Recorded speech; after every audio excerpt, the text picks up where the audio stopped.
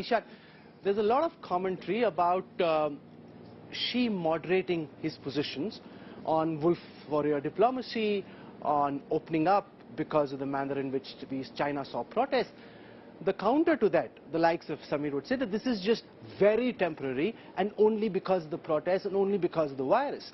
Are you seeing a moderation, or do you think this is just a pragmatic Xi cutting his losses just in this moment and he'll be back to wolf warrior diplomacy the moment he's got COVID under control?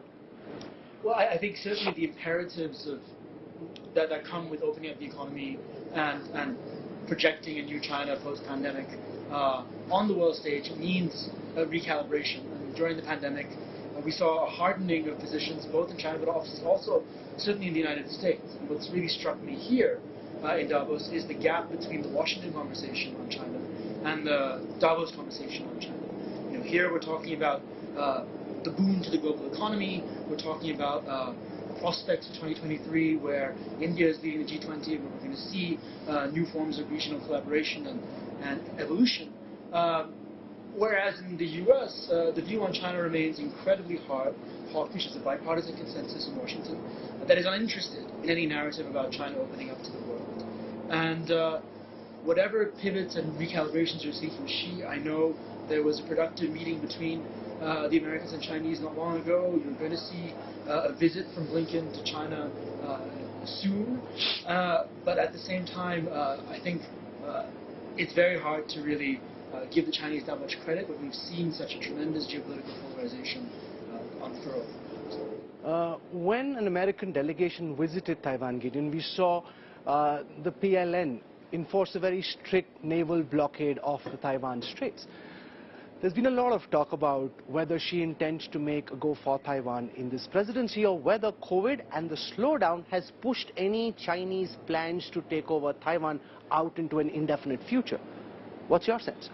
Look, I don't think anybody really knows. What you can see is that China has given itself increased military capacity so that they can give themselves an option, they think, to possibly invade Taiwan. You can look at Xi's rhetoric, which has been ramped it up a bit and said, you know, we can't leave this for further generations. But for the rest, I think it's partly speculation. If you talk to kind of Western analysts who get, you know, privileged information, even they don't really know. But I don't think that the consensus is he's going to do it this year. People talk maybe 3 to 5 years. But I think the fundamental uncertainty is that it's a very authoritarian system. In the end, it's Xi's call. You know, as one Western analyst put it to me, even the most senior Chinese we speak to are just messengers to Xi. And Xi makes the decision. And as we've just seen with COVID, he can change his mind pretty quickly. Martin, how do you see the Chinese economic story play out from here? It's been the most formidable story in the past 3 decades and more. Now, though, post the pandemic, growth much slower than in the past. Many say the idea of the Chinese economy overtaking America may actually never pan out. Are the best days of the Chinese economy behind it or still to come? Well, I should say one thing about this conversation so far, which is that India's G20 presidency is a poisoned chalice, and nothing can be expected of it, because it's not because of India's fault, but because the major players disagree so profoundly on everything, including the time of day, as it were, as we've heard. Now, I think that I recognize that I don't understand the security side of China, but I followed the economy for 30 years, really quite closely, and I think I do have a reasonable understanding of the economy. So the difficulties they are in are structural and deep, and they reflect in part the demographic problem, though I think that is exaggerated. We can discuss it in detail. But the growth model they have had, which has been a catch-up growth model based on staggeringly high investment rates, and has really run out of room. The return on investment has fallen very, very sharply over a decade. This is not new. They kept it going with massive infusions of debt. It's one of the most highly indebted countries in the world.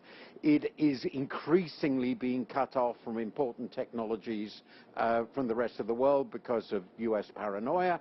And the general tone of China vis-a-vis the rest of the world is seen as increasingly hostile, which makes people very nervous about deepening their connections with them, including in East Asia, including very important countries in East Asia, important partners.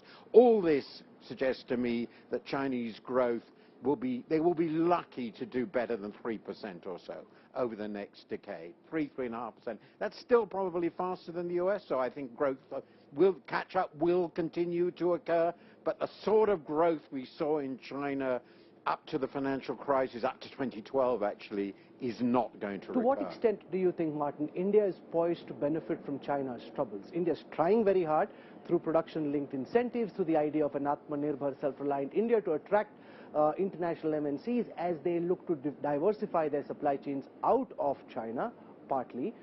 Do you think India could be the one big beneficiary, or would benefits get split amongst various countries? My view is, one, that India really should grow faster than China significantly over the next decade or two. All the potential is there. And two, there is a potential here, but I believe that Indian policy will have to change a lot, and Indian attitudes will have to change a lot. Well, essentially what China did to become China was take some really very radical steps in 20 years ago. What would you like to see?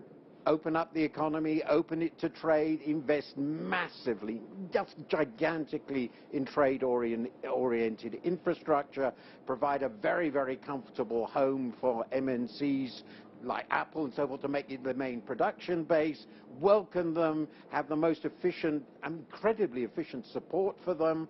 And of course this was helped greatly by the immense influence of the overseas Chinese in this economy. This required a wholehearted discipline, which was a strange combination of bureaucratic centralization with very careful but enormous openness. I don't think, from my following India over the last half century, that India really wants to do that, and I'm not sure that even if it wanted to do it, it can, but it will be a beneficiary. There's no doubt. But you asked, will it be the main beneficiary? I'm not convinced.